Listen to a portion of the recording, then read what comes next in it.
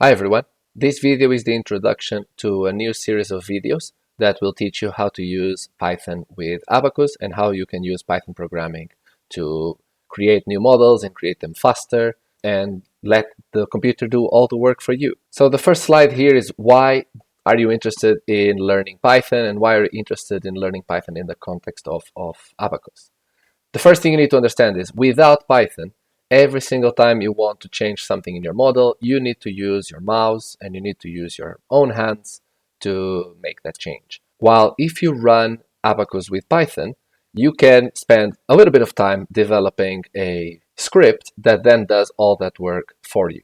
Now, I'm not saying, as this slide probably indicates, that without Python is going to be a lot of effort and with Python is just going to be smiles and giggles. So at the end of the day, you also need to understand, is it worth your time to develop something with Python before you commit your time into developing it? Now, one thing that I want to say is it is really fun to use Python. It is a programming language that is very versatile. You can use for many applications. So why not learn it in this context as a starting point? Now let's discuss some possible applications. This is part of my research topic, so I don't want to expand it too much, but something that is very useful about Python is that you can create millions of models without having to create the models yourself.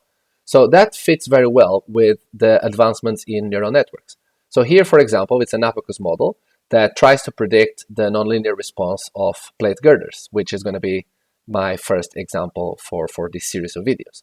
So very easily, you could create 10,000 of these, 50,000 of these, as many as you need, and use TensorFlow to create a neural network to predict this type of response. As you can see, this is still work in progress, but as an idea, this works. Now, you could use the same idea to predict stress, for example, in a given domain.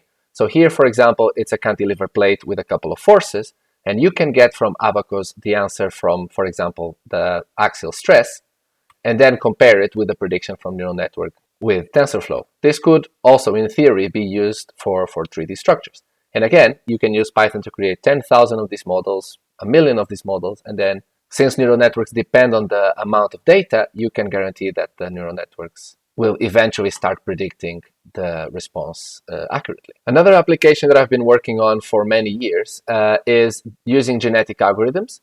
So genetic algorithms, I don't want to go too deep into this, but it's about creating a generation and then using the same principles as evolution, you're going to optimize a given individual just by making them compete against each other. So the step where Abaqus comes in is the evaluation of each individual. So for example, you might be thinking about evaluating a certain beam, and Abaqus can do this very quickly. But without Python, this will take forever. But what you can do with Python is to create the scripts to run this sequence for you. And again, you don't have to do anything. You can just have a coffee while Python is doing all the work. A final application, which is very useful for researchers, for example, in the context of your own research, you might be developing tools, and Python allows you to share those tools with engineers in a very effective way. So for example, this is a code that I developed that allows engineers to create state-of-the-art models for concrete structures based on the model code from 2010. Now, going back into the series of videos that you're going to watch, and what is the steps that you need to use Python to create your Abaqus models. So the first thing you need to do is to build a model and decide what you want the model to do. And this is the step that you're allowed to make as many mistakes as you want, test things out, and figure out exactly what you want your model to provide. Once you do that, my suggestion is you build your model again from scratch. And hopefully you'll understand why in the next videos. Then you can use the way that Abaqus records your actions and create your first Python script.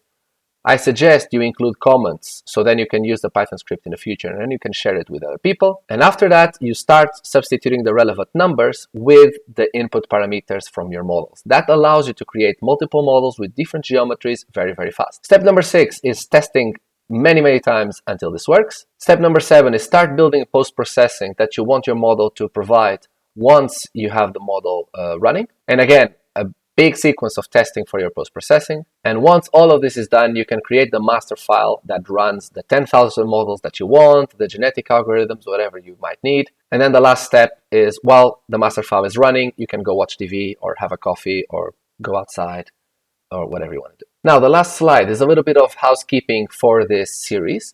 the way I'm going to name the videos has a logic to it. So you're watching now video 0, which is the introduction, and then you're going to watch video 1.1, which is going to be following an example of a simply supported steel I-beam. This should be broken in 4 different videos. So 1.1 will be the modeling, 1.2 will be the first Python script, 1.3 the post-processing, and then 1.4 the master file that runs all your models. Now, I'm not going to do just a simply supported beam. After that, I plan to do an hexagonal core, and after that, a rectangular core sandwich panel, which fits well with the research that I'm trying to achieve as well. After that, I can create a new series of videos that explains how you can code genetic algorithms within Python. And after that, only time will tell, and feel free to drop suggestions in the comments to help me decide the future videos. So thank you for watching, and have a nice day.